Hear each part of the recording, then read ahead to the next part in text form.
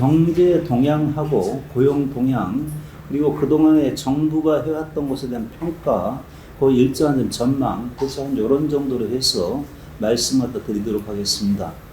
먼저 이 국제통화기금 하면 우리나라에서 지금 상당히 왕명이 높은데요. IMF가 금년 4월에 세계경제 전망치를 내놨습니다. 그래가지고 1월 달에만 해도 세계 경제가 한 3.3% 정도 성장을 할 것으로 전망을 했었습니다만은 4월 달에 와가지고 전망할 때는 금년에 마이너스 3% 해가지고 한 석 달 사이 한 6.3%포인트 가까이 하향 조정을 했습니다. 그러면서 이 중에서 그래도 한국은 좋다 해가지고 해놓은 게 한국도 마이너스인데 마이너스 한 1.2% 정도다. 이렇게 발표를 했습니다. 그거 한데 이때 발표할 때 같은 경우에도 이건 상당히 낙관적인 전망에 기초한 거예요. 뭐냐면은 금년 상반기에 코로나가 거의 대체로 종식되고 하반기부터는 별 문제 없을 것이다. 이런 가정에 입각한 것이고요. 한데 그때 같은 경우에도 금년 상반기에 종식이 안 되고 금년 3, 4분기까지 간다고 하면은 이 전망치보다도 한 3%포인트 가까이 떨어질 것이다. 이런 전망을 했습니다. 가지고 2020년 같은 경우에 마이너스 6% 이 얘기를 했는데 지금 우리가 보면은 아무래도 상반기에 끝날 가능성은 별로 없거든요. 한국은 다행히 상반기에 끝난다 하더라도 다른 나라들을 놓고 보면 전혀 그럴 가능성이 없다. 이렇게 보이기 때문에 마이너스 3%보다도 더 나쁜 수준으로 갈 것이다. 그랬는데요.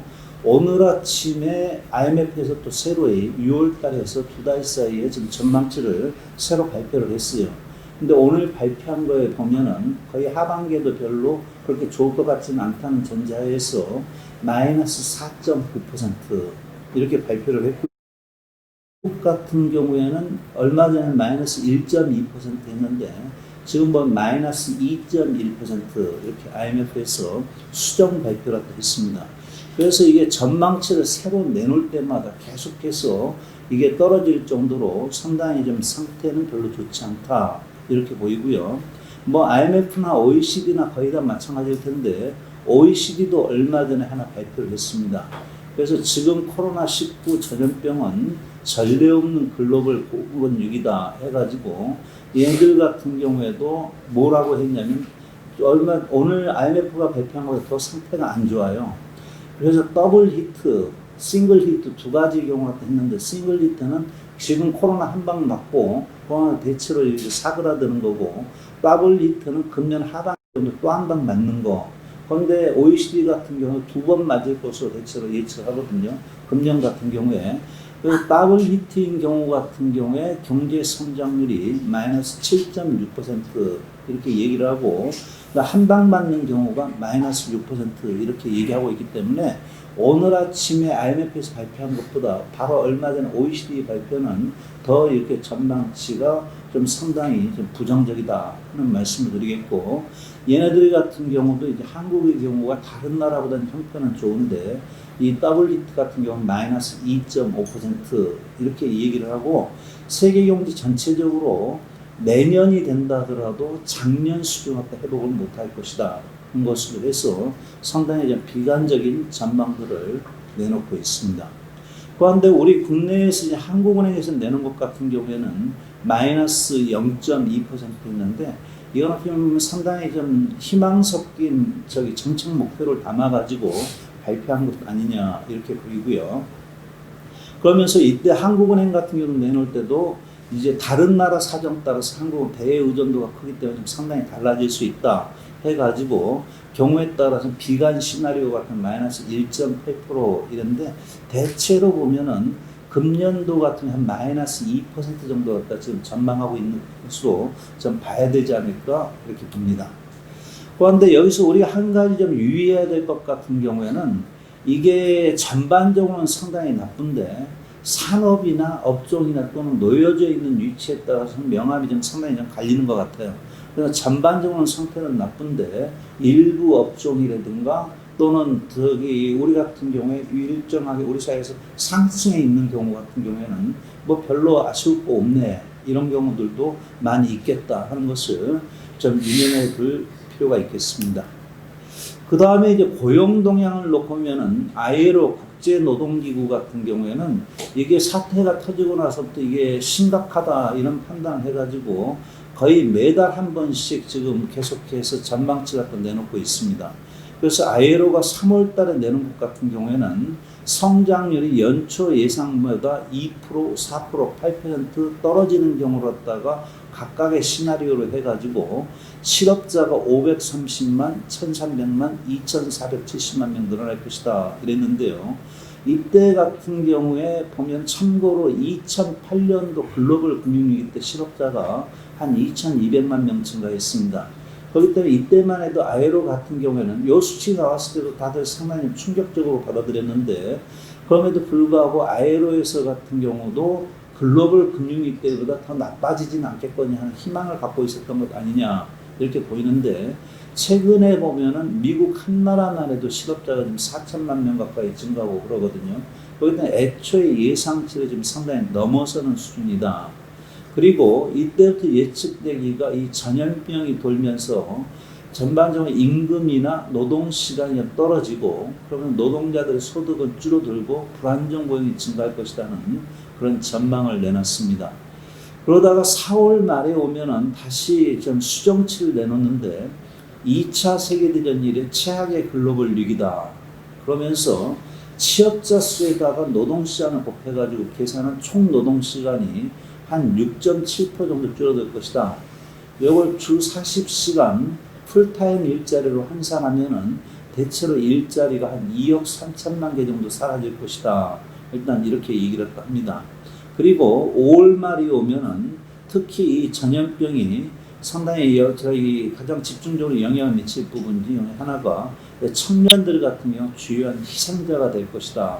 이렇게 얘기를 하고요. 그러고 한데 얘네들이 보면 세계 대공황 하면 우리가 그레이트 디프레션 이러거든요. 그 글로벌 금융위기 때 하면 그레이트 리세션 그러는데 지금의 것을 갖다 그레이트 록다운 해가지고 대봉쇄 이렇게 얘기하면서 지금 자칫하면 청년층 같은 경우가 록다운 세대가 될 가능성이 있다. 이렇게까지 좀 얘기를 하고 있습니다. 제가 지금 너무 겁주는 얘기만 하고 있는 것 같은데요. 지금까지는 이제 국제적으로 하는 얘기고 이제 한국에 와가지고 보면은 통계청에서 고용 동향을 매달 발표를 합니다. 근데 고용 동향을 내놓는데 바로 가장 최근에 5월 자료인데요. 언론에서 보도를 보면 취업자가 39만 명 감소, 3개월 연속 감소 이렇게 보도를 하는데요. 근데 제가 볼 때 이건 좀 제대로 된 보도가 아니다 이렇게 봅니다. 그건 뭐냐면은 1년 전하고 비교해서 지금 39만 명 감소했다는 얘기거든요. 근데 지금 중요한 것은 코로나 위기로 해가지고 취업자가 얼마나 줄었는가 하는 부분이 중요한데 그 면에 있어가지고는 이게 1년 전하고 비교하는 것은 계절 조정 문제 때문에 이렇게 하는데 통계청에서는 계절 조정을 한 자료도 제공을 하고 있어요. 그래서 보면은 통계청 거에 따르면 2월 달까지는 코로나에 따른 타격이 거의 없었습니다. 고용시장에. 3월, 4월부터 본격적으로 나타났는데 보면은 3월 달에 한 달 동안 68만 명의 일자리가 사라졌고요. 여기 그래프 보시면 되는데 여기서 3월 달에면서 이렇게 뚝 떨어졌고 그다음 4월 달에 또 34만 명이 줄어들었습니다. 그러다 2월부터 4월 해가지고 두 달 사이에 한 102만 명이 줄었는데 5월 달에 와서는 15만 명 정도 회복은 됐어요. 그런데 15만 명이 회복이 됐는데 그래도 87만 명이 지금 줄어들었거든요. 2월 달하고 비교하면은. 근데 5월 달에 증가한 것은 여초부터 저희가 다 예상을 했던 건데 5월 달 증가는 사실 정책 요인입니다. 하나는 흔히 사회적 거리두기 얘기하는데 저는 물리적 거리두기가 맞는 것 아니냐 이렇게 보는데 물리적 거리두기가 일단 5월 중순에 완화된 게 하나가 있고요. 그 다음에 코로나 때문에 그동안 저희 중단하고 있던 노인 일자리 사업이 재개된 게 있고 그 다음 재난지원금이 풀리면서 저희 소비가 좀 진작된 효과가 있고 어떻게 보면 정책 수단 쓸 수 있는 것은 상당 부분 다 동원한 것 아니냐 이렇게 보이는데 이 시점에 겨우 15만 명 정도밖에 회복이 안 됐다는 것 자체는 이게 이후 같은 경우도 사실 이게 좀 상당히 낙관하기 좀 어려운 것 아니냐 일단 그런 생각을 하게 됩니다. 그래서 2월달 대비 5월달에 오면 한 87만 개 정도가 좀 줄었다. 좀 이렇게 보는데요. 이걸 외환위기 때하고 비교해 보면은 우리한테 제일 큰 타격은 외환위기 때였으니까요. 처음 2달 때만에 취업자 감소폭을 놓고 보면은 외환위기 때보다 더 컸어요. 외환위기 때가 92만 명인데 코로나 때는 102만 명 이렇게 되고요. 근데 3달째 오니까 외환위기가 더 큽니다. 외환위기 때는 3달째 한 10만 명 정도 줄었는데 이번에는 아까 말씀드린 것처럼 한 15만 명 정도 회복된 게 있으니까요. 그거 한데 외환위기에 3달째는 조금 못 미치기는 한데 상당히 정도로 좀 타격이 좀 세다. 일단 이렇게 볼 수가 있을 것 같아요. 그리고 저기 취업자가 그렇게 줄었는데 일단 실업자 통계는 31만 명 증가했다 이렇게 나옵니다.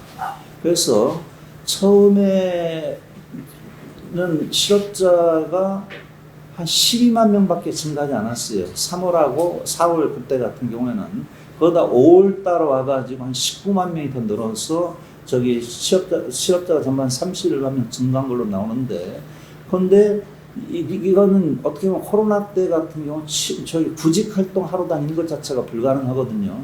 그렇기 때문에 그냥 비경제 활동 인구로 빠졌기 때문에 그런 거고, 그래서 무직자 해서 실업자의 비경제 활동 인구랑 합쳐가지고 보면은 무직자가 한 92만 명 증가했더라. 그 지난달에 비해서 5월달에 실업자가 그나마 19만 명 늘어난 것은 그나마 구직 활동을 하러 다닐 수 있는 조건이 조금이나마 형성이 됐기 때문에 그나마 실업자 수가 늘어난 것으로 잡힌 거다 하는 말씀을 드리겠습니다. 그 다음에 옛날 외환위기 때는 없던 현상인데 지금 보면 일시휴직이다 하는 부분이 100만 명이 넘습니다. 석 달 연속. 그래서 3월 달에 161만, 4월 달에 149만, 5월 달에 102만 명 이렇게 나오는데, 이거는 외환위기 때는 이런 현상이 없었어요. 요건 다른 게 아니라 지금 이제 전염병에서 비롯된 거다 보니까 무급휴직이나 유급휴직 이렇게 하고 있는 경우들이 많은 것을 지금 반영하는 것이다. 그 면에서 아까 취업자 감소폭만 놓고 외환위기 때가 조금 덜하다 했는데 일시휴직까지 보면은 서로 성격은 다르지만은 이게 만만치 않다. 일단 이렇게 볼 수가 있겠습니다. 그러고 한데 여기 102만 명 가까이 줄었다 그랬는데 줄었고 지금도 한 87만 명이 줄고 일시휴직이 100만 명이 넘는다 했는데, 근데 사회적으로는 조용해요. 20년 전에 외환위기 때는 상당히 사회 전체적으로 시끄러웠거든요. 그런데 그럼 그 차이가 뭐냐 해가지고 하나는 이번 건 성격이 누구 탓할 수 없는 전염병에서 비롯된 것이다 하는 게 하나가 있을 거고요. 근데 그것과 더불어서 외환위기 당시에 시끄러웠던 것 같은 경우 그나마 힘 있는 집단까지도 타겟이 되니까 그에 대한 저항의 목소리라든가 이런 게 나왔는데, 지금은 보면 우리 사회에서 가장 힘없는 집단인 취약계층에게 집중적인 타격이 가다 보니까 거의 뭐 아야소리 못하고 지금 밀려나고 있는 것을 반영하는 것 아니냐 그렇게 봅니다.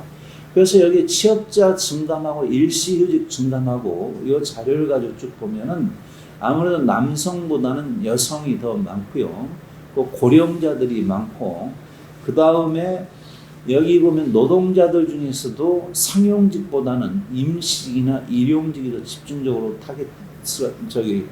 피해를 갖다 보고 있습니다. 그렇게 되고요.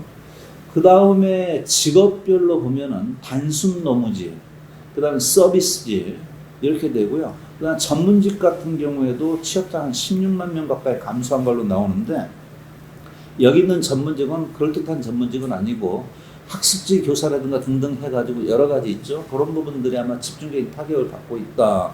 일단 이렇게 보입니다. 그런데 4월달 같은 경우는 아주 뚜렷하게 나오다가 5월달부터 약간 양상이 달라지는 것은 단순 노무직이나 서비스직 같은 경우에는 아무래도 대면 서비스에 종사하는 분들이 많거든요. 그래서 가장 집중적인 타격을 받았다 5월달 되면 조금 거기에 줄어들어요. 그런데 이제 점점 본격화된 것 같은 경우는 사무직이라든가 생산직이라든가 같은 노동시장에서 좀 주력군이라고 할 수 있는 부분들 같은 경우는 또 계속 나빠지는 양상으로 지금 나오고 있다 하는 말씀을 드리겠습니다. 그래서 여기 취업자 증감도 산업별로 보면은 제일 처음에 타격받은 게 사회 서비스업하고 개인 서비스업이에요.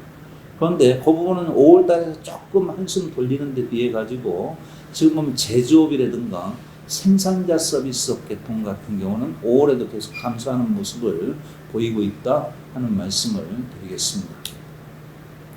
그러고 나서 고용 지표 중에서 가장 총괄적인 지표로는 저희 같은 경우 총 노동시간을 쓰거든요. 취업자 수에다가 주당 노동시간 하면은 아까 취업자 줄어든 것도 있고 일시휴직은 그 주에 한 시간도 일하지 않은 걸로 잡혀는 0시간으로 그런 거나 또는 전반적으로 일감이 적어가지고 노동시간이 좀 줄어든 거 이런 세 가지 요인을 다 종합해가지고 볼 수 있는 지표 총 노동시간을 쓰는데 2월달하고 비교해가지고 5월달 총 노동시간을 보면은 한 주에 6,210만 시간이 감소했습니다. 그래서 보니까 전체 노동시간에서 5.6%가 감소했어요. 이게 그렇기 때문에 전반적인 경제 성장률이라든가 이런 게 줄어드는 거에 비해서 고용 쪽이 타격받는 것이 상당히 더 크게 나오는 것 아니냐 일단 이렇게 봅니다. 그래서 여기 보면 제조업 같은 경우에도 한 5.7% 정도가 감소했고요.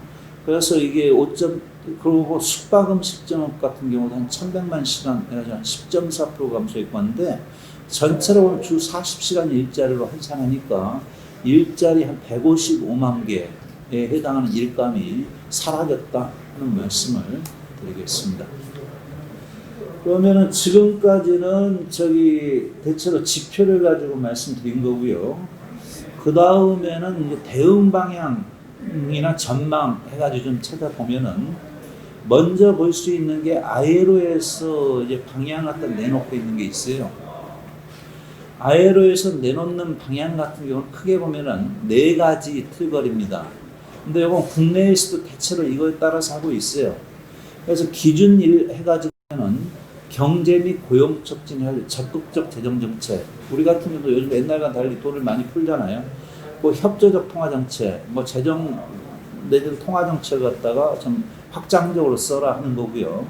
그다음에 두 번째로는 기업이나 일자리나 소득을 지원해라 하는데 기업 자녀는 이 전염병이 언제 끝날지는 모르지만 가급적 단기에 끝날 것을 좀 예상하면서 일자리라든가 기업을 최대한 유지시키는 거 요겁니다. 그래서 기업 대상을 해서 지원도 있고 그 다음에 일자리 유지 그리고 일자리에 밀려나는 사람들에 대해서 보편적인 사회보장의 확대 이 부분이 있고 그다음에 기준 3의 경우에는 쿠팡 같은 데서 자꾸 터지고 합니다만은 사업장에서 일하는 사람들의 건강이라든가 전염병이 걸리지 않도록 하는 거 뭐 이 부분이 있고요. 그다음 4번째로 사회적 대화 해가지고 4가지 기준을 갖다 얘기하고 있는데 큰 틀에서는 우리 정부 같은 경우도 요것 좀 일단 이렇게 볼 수가 있겠습니다. 그런데 국내에서 우리 정부에서 최근에 정책 갖다 쓰며 있어가지고 제가 보니까 미국 거를 상당히 많이 참고를 했어요. 그런데 미국 거 갖다 보니까 우리보다 더 세요. 그래가지고 보면은 트럼프를 보면 저게 나라냐 이런 생각도 드는데 그런데 이게 3월 달에 이미 상원 하원에서 통과해가지고 피어스법이 가지고 트럼프가 오케이 해가지고 이미 시행이 되고 있는 건데 그래서 이 내용을 넣고 보면 그래도 미국 사회가 나름대로 저력이 있는 것 아니냐 이런 생각도 듭니다. 그래서 그 내용을 보면은 페이책 이거는 국내에도 많이 소개는 됐는데 급여보호 프로그램이 이렇게 되어 있는데요. 중소기업에게 대출을 갖다 해줘요. 대출을 해주되 6월 말까지 일자리를 갖다 유지하고 있으면 급이 안 갚아도 된다. 탕감해 주는 거 이게 3,500억 불 되고요. 그 다음에는 저희 경제재난 뭐 대출 해가지고 코로나의 영향을 받은 소규모 사업체는 1만 달러까지 지원을 신청할 수가 있다. 근데 이거 상환할 필요 없다. 그러니까 대출해주고 나서 안 받겠다 이거예요. 그런 거고 그 다음에는 팬데믹 언임플로먼트 인슈런스 해가지고 코로나 실업보험이죠.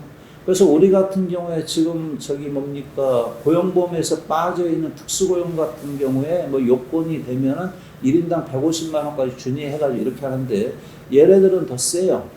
그래서 뭐냐면 실직이 코로나 전염병과 관련된 것이면은 원래 실업급여 자격이 없던 사람도 계약직이든 자영업자든 기존의 실업급여 다 받아가지고 혜택이 소진된 사람이든 알바든 그에 관계없이 실업급여를 지급한다. 이 부분이 있고요.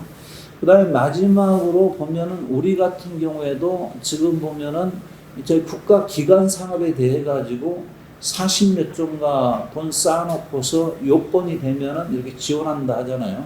근데 여기 얘네들 거 보고 참고한 것 같은데 그 경우에 지원을 할 때 조건이 있어요. 이 돈 저희 빌려줬던 이거 가지고 자사주를 사들인다든가 배당을 한다든가 하는 행위는 금지한다.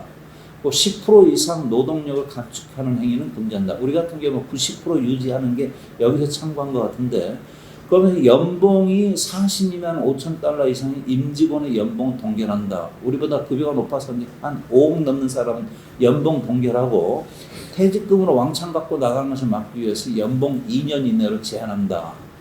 그리고 트럼프가 자기 회사에도 지원받으려고 하는 것을 막기 위해서 그런 건지 대통령, 부통령, 국회의원이 소유하거나 통제하는 기업은 대출을 금지한다. 그 다음에 대출받은 중견기업은 500인 이상은 사업장은 아웃소싱이나 해외 이전을 금지하고, 그리고 노동조합과 맺은 단체 계약을 위반한다든가 노동조합의 조직화를 방해하는 행위를 갖다 금지하는 의무를 부과한다. 이렇게 돼 있어가지고 우리보다 상당히 좀 구체적이에요. 그래서 확실히 얘네들이 나름대로 좀 저력이 있구나, 좀 이런 생각을 하게 되고요. 그런다고 할 때 이제 앞으로의 전망을 어떻게들 하고 있나 이렇게 했는데, 라이가 옛날 저기 미국에서 노동부 장관을 했던 학자인데요. 국내에도 다 소개가 됐습니다. 라이가 볼 때 같은 경우에는 코로나 시대 노동 계급도 해가지고 사무직이나 전문직 같은 경우는 원격 근무가 가능한 노동자, 이건 재택 근무가 가능한 사람 이거죠. 다소 좀 번거롭고 좀 이러기는 해도 뭐 집에서나 여기서 작업하면 되는 거. 그러니까 택배나 간호사나 이런 경우에는 그야말로 이 사람들었으면 사회가 안 굴러가는 거. 그런데도 상당히 저임금이나 불안정 고용에 시달리는 집단. 그 다음에 언제라도 이제 불경기로 해고돼가지고 임금을 받지 못하는 노동자. 이건 특히 우리 같은 경우에 저기 뭡니까 사회 서비스 부분 같은 대면 서비스 부분이 대체로 그럴 거고요. 이주 노동자에서 이차직 노동자 했는데 딱 이런 구분 자체가 상당히 우리에게 좀 시사점이 있는 것 아닌가 그렇게 보입니다. 그리고 이건 쿠팡 같은 경우가 전에는 정규직 채용으로만 채용하니 어쩌니 하더니 뚜껑 까고 보니까 정규직은 얼마 안 되고 거의 다 비정규직으로 대체가 쓰고 있더라. 그리고 여기서 이제 전염병은 팡팡 터지더라 하는 부분이고요. 그리고 얼마 전에 여기 있는 외국 사람들 이름이 있는데요. 이 사람들은 국제통화기금 IMF에서 근무하는 연구자들입니다. 그래서 국내 언론에도 나왔는데 이 21세기 와가지고 벌써 전염병이 한 너댓 차례 왔는데 이게 실제로 불평등에 어떤 영향을 미쳤는가 하는 것을 실증 분석을 해보니까 금세기에 들어와서 퍼진 이 주요 전염병은 소득 불평등을 오히려 더 확대시키더라. 하층에 있는 사람들이 소득 목숨을 더 저하시키고 저학력층의 고용률, 그러니까 일자리는 오히려 없애버리고, 그런데 고학력자의 경우는 별로 영향을 받지 않더라. 그런데 다른 사정의 변화가 없는 한 이 코로나도 분배 구조를 악화시킬 것이다. 그런데 과거 전염병보다도 이게 워낙 미치는 규모가 크기 때문에 분배에 미치는 부정적 영향은 더 클 것이다. 이렇게 얘기를 하고 있습니다. 제가 지금 약간 시간을 오가고 있네. 마지막으로 이제 평가 부분에 와가지고 보면요. 일단 제가 볼 때는 정부에서의 코로나 위기와 결부해가지고 일자리 고용정책과 결부해서 초기 대응을 놓고 보면은 일단 재직자는 최대한 일자리 유지시키는 것 그렇게 되고, 그런데 사실 일자리는 밀려나는 사람이 있으면 그 사람에 대해서 일자 생계를 지원한다 이 틀인데요. 지금은 벌써 몇 개월 되다 보니까 기왕에 일자리 있는 사람 어떤 형태로든 새로운 일자리를 만들어줘야 된다 하는 부분이 추가가 될 텐데, 큰 틀에서 방향은 적절했다 일단 이렇게 봅니다. 그리고 이게 저희 같은 경우에 98년 외환위기 당시하고 비교하면 상당히 격세지감을 느낀다. 그때는 무조건 사람 쳐내는 거였거든요. 자전에. 그런데 그때하고 비교하면 격세지감을 느낀다 하는데, 그런데 이건 꼭 우리나라만 그런 건 아니에요. 앞서 아이로도 그렇다 했는데 아이로뿐만 아니라 미국의 같은 경우에도 케어스법을 놓고 봐도 그렇고 주요 국가들의 대응 방향이 거의 다 동일하다 하는 말씀을 드리겠습니다. 그건 그만큼 세상이 지금 바뀐 건데요. 과거 신자유주의나 노동시장 유연화 논의가 완전히 쇠퇴하고 그러면서 이제 바뀌어 나가는 것을 다 보여주는데, 그런데 이게 방향은 적절했는데 그 집행 속도나 규모나 또는 집행 과정에서 상당히 많은 한계를 드러내는 것 아니냐 이렇게 봅니다. 그건 다른 것 얘기할 것 없이 2달 사이에 소리 소문 없이 취업자가 102만 명이 줄었다 하는 것 자체는 뭐 더 명확하게 다 드러내는 것 아니냐 이렇게 보이고, 이것 자체가 특수고용이나 간접고용이나 임식이나 자영업 등의 취약계층에게 집중됐다는 점에서도 이게 뭘 고쳐야 될 것인가 좀 명확하게 보여지는 것 아니냐 이렇게 봅니다. 그러고 한데 일단 이 문제가 터지고 나서 특히 이제 특고래든가 저기 뭐 해가지고 자영업자 등등 해서 전국민 고용보험제를 도입하겠다 이런 얘기가 나오는데, 그것 자체는 저는 일단 긍정적이다 이렇게 보는데, 일단은 이것만으로 구체화되면 안 되는 것 아니냐 이렇게 보는 것은, 고용보험이 하는 부분은 일단 문제가 발생하고 나서 사후적으로 그랬다가 좀 보강해주는 그 문제고요. 근데 이분들 같은 경우는 노동시장 내에서 있는 지위가 근로기준법상의 근로자 지위조차 주어지지 않고 노동기본법에서 사회보험이 사각지대에서 일하는 상태이기 때문에 어떻게 보면 최소한의 저기 법률상의 보장이나 최소한의 권리를 갖다 행사할 수 있는 그런 조건을 만들어주는 게 필요한 것 아니냐 그렇게 봅니다. 이 집단 같은 경우가 곧바로 지금 코로나에 관계없이도 이천에서 산재 사망사고가 발생한다든가, 아파트 경비원 같은 갑질로 인해 자살을 한다든가, 택배 노동자 같은 경우 갑질로 폭행을 당한다든가 하는 것 등등이 빈발하고 있기 때문에 현재 상태로는 어떻게 보면 이 취약계층 상태 그대로 방치한다고 하면은 현재의 시스템이 과연 지속 가능하냐 하는 것에 대해서도 의문이 제기될 수 있겠다. 일단 이렇게 보이고요. 그 면에서는 전국민 고용보험제 도입과 더불어서 취약계층의 노동권의 보장이나 보호망의 제공 같은 경우가 필요하겠다 이렇게 봅니다. 그런데 이번 코로나 대응 과정에서 하나 좀 두드러진 게 보면은 중앙정부의 대처와 더불어서 지방정부의 역할도 좀 돋보였던 것 아니냐. 지방정부마다 상당히 좀 편차가 있는데, 그러면 가장 두드러진 게 해고 없는 도시 전주, 이거의 상생선언 같은 경우는 상당히 좀 긍정적인 것 아니냐. 그리고 중앙정부에서 전액을 다 지원 못하니까 가능한 영역에서는 지방정부에서 보완하는 거, 이건 좀 좋은 것 아니냐 이렇게 보이는데, 그런데 이게 지방정부의 역할은 많이 보이는데 노사의 역할은 아직까지 잘 안 보이더라 하는 건 역시 하나 좀 짚을 수가 있겠습니다. 그 면에서 이제 앞으로의 전망하고 과제를 놓고 본다고 하면은 첫 번째로는 2020년 5월에 고용지표가 일부 개선되긴 했습니다만은 이게 기대에는 좀 상당히 많은 정책 수단을 동원했음에도 불구하고 기대에 못 미친 것 아니냐. 그 자칫하면 6월 달의 경우 5월보다 더 악화될 가능성이 있겠다. 일단 이 생각을 하게 되고요. 그 다음에 특단의 대책이 없는 한 노동시장의 분절과 불평등은 더 심화되는 것 아니냐. 그 면에서는 그야말로 대접 못 받고 힘들면서 사회적으로 반드시 필요한 일을 하고 있는 필수 노동자들의 경우에 그분들의 노동의 가치에 상응하는 보호망 제공이 중요하겠다. 이렇게 보이고요. 그 일환으로서 전국민 고용보험제 도입, 이건 필요하겠다. 이렇게 봅니다. 그 다음에는 이게 당장 터진 일에만 급급해가지고 그러고 한데, 이제 대통령께서 한국형 뉴딜 얘기를 했어요. 그래서 뉴딜 얘기하기를, 좋다. 그러면 당연히 그린 뉴딜. 그런데 처음엔 대뜸 나온 게 디지털 뉴딜밖에 없었단 말이에요. 근데 디지털 뉴딜이다 하는 것 같은 경우는 종래에 얘기하던 혁신 성장이나 4차 산업혁명을 그야말로 코로나를 타고서 더 확산시키는 것으로 디지털 뉴딜 이렇게 들고 온 것 아니냐. 물론 필요하긴 한데, 거기다 디지털 뉴딜 같은 경우는 상당히 이제 부정적인 측면이라든가 이게 고용의 질에 미치는 부정적인 우려 같은 것도 있고 한데, 디지털 뉴딜로 한정되는 것은 좀 곤란한 것 아니냐 이렇게 했는데, 그러다가 뒤에 이제 그린 뉴딜이 추가가 됐죠.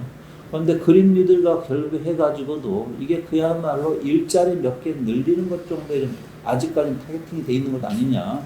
7월 달에 좀 더 정책이 나오는 걸 봐야 되겠습니다만, 뭔가 2030년까지 탄소 배출량을 절반으로 줄인다든가 하는 분명한 목표 하에서 좀 사업이 배치되는 것이 필요한 것 아니냐 이렇게 봅니다. 그래서 디지털 뉴딜, 그린 뉴딜 한데 뭔가 여전히 좀 허전해요. 거기에 보면은 뭐 보면은 공공의료에 대한 투자도 필요하겠고, 그다음 생명안전보건에 대한 투자도 필요하고, 취약계층에 대한 기본권 보장도 필요하고, 불평등의 해소 문제도 있고 한데, 그 면에서 같은 경우는 뭔가 이게 휴먼 뉴딜이든 노동 뉴딜이든 뭐가 들어가야 되는 것 아니야? 그러면서도 뭔가 하나로 딱 떨어지지가 않아요. 그런데 그러면서 가만히 생각을 해보니까 기왕에 문재인 정부가 강조했던 노동 존중 사회나 소득주도 성장 등의 기왕의 공약에 상당 부분 다 들어있는 것 아니냐. 그러면서 그 부분이 좀 철저하게 이행되는 것이 좀 필요하겠다. 그런 정도로 생각을 합니다. 그러다 최근에 이제 노사단체가 저기 총리실 중심을 해가지고 사회적 대화 이렇게 하고 있는데, 일단 제가 보기에는 노동시간 단축을 통한 일자리 유지, 지금은 어떻게든 코로나 이라든 지나가야 되니까 이게 가장 급선무 아니냐 이렇게 보이고, 그 면에서 노사가 해고 없는 도시나 해고 없는 산업, 뭐 협약선 같은 걸 추진하는 것도 한 방법이겠다 이렇게 보이고, 그와 더불어서 기왕에도 법에 있어요. 근로복지기본법에. 근데 공동근로복지기금이라든가 또는 사회연대기금한테 조성해서 여기다 관리 운영하는 것도 좀 적극적으로 검토할 필요가 있겠다. 그럼 여기서 중소영업체에 대한 지원이라든가 비정규직이나 또는 실직자에 대한 지원이라든가 이런 것도 좀 모색할 수 있지 않겠냐 이렇게 보이는데, 다행히 보면 얼마 전에 총리실 대화 과정에서 노동계 쪽에서 공동근로복지기금이나 사회연대기금 조성은 이미 좀 제안을 한 것 같아요. 그 면에서는 이게 제안으로 끝나는 게 아니고 좀 제대로 조성돼 나가는 것이 좀 중요하겠다 일단 이렇게 봅니다. 그리고 요번 한국형 뉴딜 해가지고 정부에서 내세우고 있는 게 디지털 뉴딜, 그린 뉴딜하고 정부도 뭔가 좀 허전했나 봐요.